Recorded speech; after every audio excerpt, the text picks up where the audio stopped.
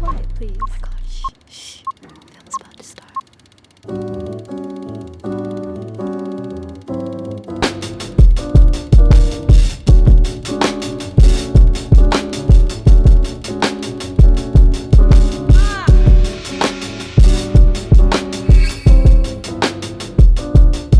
Hello world, welcome to Drew's Reviews, and today's film will be discussing The Life of Chuck, directed by Mike Flanagan, quietly explores the strange beauty and weight of one man's existence. I was actually looking forward to this movie. Big fan of Tom Hiddleston and a lot of the cast. It looked like a very interesting and weird movie. I definitely had it down as something I was willing to go check out, and I'll just say this, Mike Flanagan, he's a really interesting director. He's directed a lot of things that I've enjoyed, movies and shows, and he's done a great job. Although from this experience that I had with this film, I think I'm gonna have to start grouping him in that category of hit or miss. I loved Dr. Sleep, I loved Hush, but then he's also done movies like Oculus and Ouija. It's really difficult for me to pinpoint like whether or not he's a wonderful director or if he's just mediocre. And I know it's a little unfair because I haven't seen every single thing he's done, and unfortunately The Life of Chuck is just going to be up there with the movies that I did not enjoy from this director. What? Now, the way this film is structured is that it does the title screen of the 3 acts, you know, act 1, act 2, act 3, but it goes in reverse. It starts with act 3, then 2, then 1. And I liked that part of it, but within those 3 acts, for instance, the 3rd act, which is the beginning of the film, man, was it excruciating to get through. It was almost as if the movie got more interesting as it went on, but by the time you get to the 1st act, which is the ending of the movie, it's already too late. The movie's over, and I've only enjoyed the 1st act and partially the 2nd act. But the 3rd act was just so difficult to get through. They show a very brief shot of him dancing in this street in front of a drummer. Scenes like that just carried on way too long. I thought it was going to be something completely different. Not that I had high expectations for how one scene would go, but just the way that it was carried out, I didn't like almost anything about it. I mean, I love Tom Hiddleston. He can dance.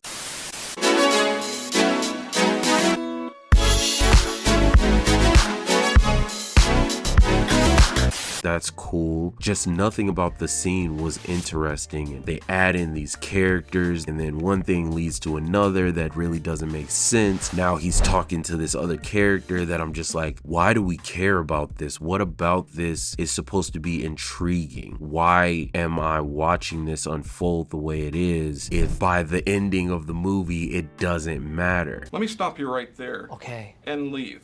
Now, as the movie progresses, there are things they reveal over time, which I understand, but it still doesn't make the movie good. It was just boring. I really hate to say that, but it wasn't until the end where I actually was interested. I'm just thinking to myself, why wasn't this entire movie like this? Why weren't these important and interesting conversations happening in the beginning of the film? I just wished we could have seen those scenes and those conversations between your main actor, Tom Hiddleston, who is barely in this film, and he probably has like a couple of scenes with dialogue. The younger actors who plays his younger selves, they had more scenes and more dialogue in the latter half of the film, which is why I believe I did enjoy it, because we're actually getting to know Chuck. That's your main header. That Chuck, that's the guy, you know, that's what the movie's about. And we're starting the movie off with characters that really have much to do about nothing. And maybe there's some greater interpretation that the director wanted to get across, but for me, it just didn't work at all. Now, I will say the cast was great. Even though Tom Hiddleston was barely in the movie, he still did a great job with what he had. I thought the casting director did a wonderful job choosing younger boys that look a little similar to Tom Hiddleston. Like, you believe believe that this is young Tom Hiddleston, and the very young Chuck was played by Benjamin Pachek, and he did a great job. Very cute kid. And then we go to Jacob Tremblay, who I've loved watching his career progress. He's turned into such a wonderful actor, and I mean, he's been a wonderful actor since Room with Brie Larson, but the standout 100% Mark Hamill. He was incredible in this movie. Every scene he was in was excellent. I loved his performance. There's one particular scene where he's in an office with very young Chuck, and he's having this conversation about math, and it's the greatest scene throughout this entire movie. And he's literally just talking, which is the craziest part, because I don't need to be entertained by action and all of this other stuff for you to really get my attention. You can just have a conversation like this, and if that actor is giving their all in this performance, I'm all locked in. And I wish this entire movie was like that one scene. When it was over, I just wanted more, but by the time I got at least a little bit more, the movie was ending. But I want it now!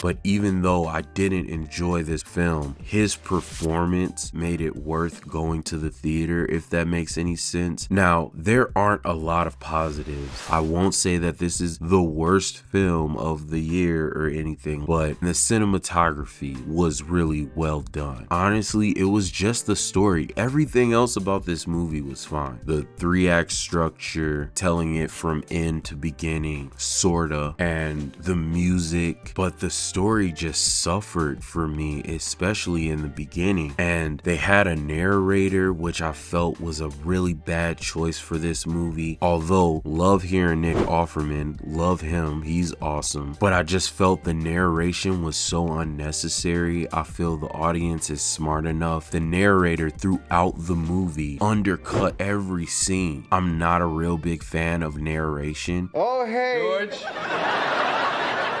I'm afraid I'm gonna have to ask you to leave.